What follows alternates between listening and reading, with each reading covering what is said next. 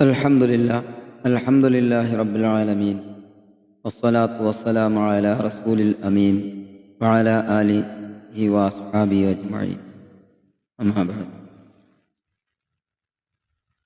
أعوذ بالله من الشيطان الرجيم بسم الله الرحمن الرحيم إذا جاء نصر الله والفتح ورأيت الناس يدخلون في دين الله أفواجا فسبح بحمد ربك واستغفره إنه كان توابا. പ്രിയ സുഹൃത്തുക്കളെ, അസ്സലാമു അലൈക്കും. നമ്മുടെ ജീവിതത്തിൽ ഒരുപാട് സന്തോഷം നൽകുന്ന ഒന്നാണ് വിജയം, അല്ലേ?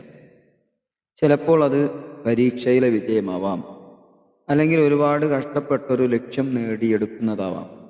പക്ഷേ ഈ വിജയം ഉണ്ടാകുമ്പോൾ ഒരു വിശ്വാസി എന്ന നിലയിൽ നമ്മുടെ മനോഭാവം എന്തായിരിക്കണം? ഈ ചോദ്യത്തിന് ഖുർആനിലെ വളരെ ചെറിയ എന്നാൽ ശക്തമായ അല്ലെങ്കിൽ മഹത്തായ ഒരു അധ്യായം, ഒരു സൂറത്ത് മറുപടി നൽകുന്നത്. അതാണ് സൂറത്തു നസ്ർ.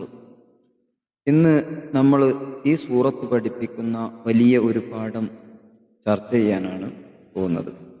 ഒപ്പം ഈ സൂറത്ത് അവതരിച്ചതിൻ്റെ ചരിത്രവും പശ്ചാത്തലവും. എന്താണ് സൂറത്തു നസ്ർ?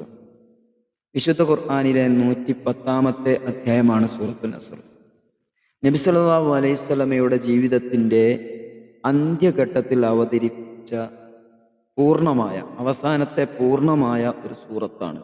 അവസാനം ഇറങ്ങിയതിൽ നമുക്കറിയാം, വിശുദ്ധ ഖുർആൻ ഇറങ്ങുമ്പോൾ ഓരോ ആയത്തുകളോ പൂർണ്ണമായൊരു സൂറത്തായിട്ട് ഇറങ്ങുന്നത് വളരെ അപൂർവമാണ്. അപ്പോൾ അങ്ങനെ ഇറങ്ങിയ അവസാനം ഒരു പൂർണ്ണമായി ഒരു സൂറത്ത് ഇറങ്ങിയത് സൂറത്തു നസ്റാണ്. ഈ സൂറത്തിലെ ഓരോ വാക്കുകളും മഹത്തായ ഒരു വിജയത്തെക്കുറിച്ചും അതോടനുബന്ധിച്ച ചില കൽപ്പനകളെക്കുറിച്ചുമാണ് പറയുന്നത്. ഈ സൂറത്തിൽ പരാമർശിക്കുന്ന മഹത്തായ വിജയം അൽ ഫത്ഹ് എന്താണത്? അതാണ് മക്ക വിജയം. നബി സല്ലല്ലാഹു അലൈഹി വസല്ലമയെയും അനുയായികളെയും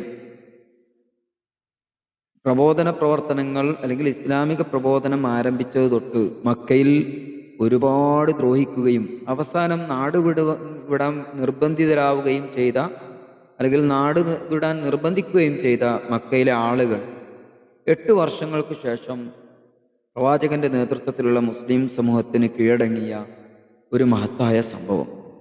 ഈ വിജയത്തിന് ശേഷം സംഭവിച്ചതാണ് സൂറത്തിലെ അടുത്ത ഭാഗം. മുമ്പൊക്കെ ഒറ്റപ്പെട്ട ആളുകളായിട്ടാണ് ഇസ്ലാം സ്വീകരിച്ചിരുന്നതെങ്കിൽ മക്ക വിജയത്തിന് ശേഷം ജനസമൂഹം കൂട്ടം കൂട്ടമായി, അതായത് അഫ്വാജൻ എന്ന് പ്രയോഗിച്ചിരിക്കുന്ന കൂട്ടം കൂട്ടമായി അള്ളാഹുവിൻ്റെ ദീനിൽ പ്രവേശിക്കുന്നത് നബി സല്ലല്ലാഹു അലൈഹി വസല്ലം കാണുകയാണ്. ഏകദൈവ വിശ്വാസം അറേബ്യയിൽ ശക്തമായി, തൗഹീദ് അത് അറേബ്യയിൽ ശക്തമായി. ഇത് മുഴുവൻ അള്ളാഹുവിൻ്റെ സഹായവും അനുഗ്രഹവും കൊണ്ട് മാത്രമാണ് സംഭവിച്ചത്. ഇനി ഈ സൂറത്തിലെ ഏറ്റവും പ്രധാനപ്പെട്ട പാഠത്തിലേക്കാണ് നമ്മൾ പോകുന്നത്. ഇത്ര വലിയ വിജയം കിട്ടിയപ്പോൾ അള്ളാഹു നബി സല്ലല്ലാഹു അലൈഹി വസല്ലമയോടും നമ്മളോടും എന്താണ് ചെയ്യാൻ കൽപ്പിച്ചിരിക്കുന്നത്? സൂറത്ത് പറയുന്നത് എന്താണ്? അപ്പോൾ നിന്റെ നാഥനെ സ്തുതിച്ചുകൊണ്ട് നീ പ്രകീർത്തനം ചെയ്യുക, അവനോട് പാപമോചനം തേടുകയും ചെയ്യുക. ഇത് നമ്മുടെ സ്വന്തം കഴിവുകൊണ്ടോ കഠിനാധ്വാനം കൊണ്ടോ മാത്രം നേടിയെടുത്ത ഒരു വിജയമല്ല, മറിച്ച് ഇത് അള്ളാഹുവിൻ്റെ ഔദാര്യമാണ് എന്ന് മനസ്സിലാക്കുക.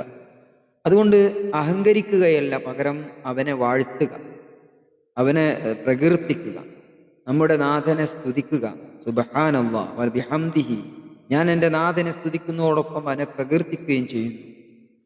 വന്നുപോയതും അറിയാതെ സംഭവിച്ചതുമായ പിഴവുകൾക്ക് അവനോട് പ്രാർത്ഥിക്കുക, പുറത്തു തരാൻ വേണ്ടിയിട്ട് അവനോട് പ്രാർത്ഥിക്കുക. കാരണം തീർച്ചയായും അവൻ ധാരാളം പശ്ചാത്താപം സ്വീകരിക്കുന്നവനാകുന്നു. വിജയമുണ്ടാകുമ്പോൾ നാം എന്താ ചെയ്യേണ്ടത് എന്ന് ഈ സൂറത്ത് വളരെ വ്യക്തമായിട്ട് നമുക്ക് മുന്നിൽ കാണിച്ചു തരുന്നുണ്ട്, പഠിപ്പിക്കുന്നുണ്ട്. ഈ സൂറത്ത് അവതരിച്ച സന്ദർഭത്തിൽ സ്വഹാബിമാർക്കൊരു കാര്യം മനസ്സിലായി. നബി സല്ലല്ലാഹു അലൈഹി വസല്ലമയുടെ ദൗത്യം പൂർത്തിയായി എന്നതിൻ്റെ സൂചനയാണ് ഈ സൂറത്തെന്ന്. അള്ളാഹുവിൻ്റെ സന്ദേശം ജനങ്ങളിൽ എത്തിക്കുകയും ദീൻ നടപ്പിലാക്കി മാതൃക കാണിക്കുകയും ചെയ്തതോടെ നബി സല്ലല്ലാഹു അലൈഹി വസല്ലമയുടെ ദൗത്യം പൂർണ്ണമായി.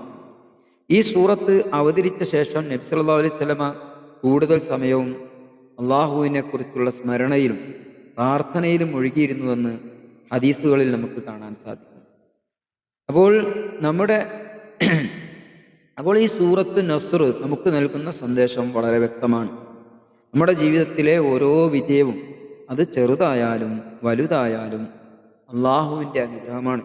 അതുകൊണ്ട് അഹങ്കാരമല്ല, വിനയമാണ് വേണ്ടത്.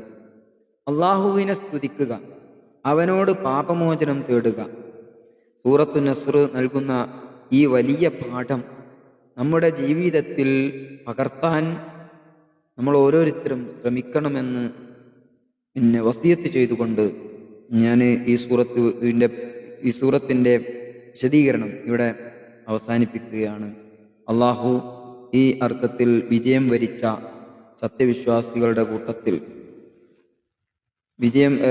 വിനയത്തിൻ്റെയും ക്ഷമയുടെയും മാർഗത്തിൽ വിജയം വരിച്ചിട്ടുള്ള, അല്ലെ അതിലൂടെ അള്ളാഹുവിൻ്റെ തൃപ്തി കരസ്ഥമാക്കുന്ന ആളുകളുടെ കൂട്ടത്തിൽ അള്ളാഹു നമ്മയൊക്കെ ഉൾപ്പെടുത്തി അനുഗ്രഹിക്കുമാറാകട്ടെ.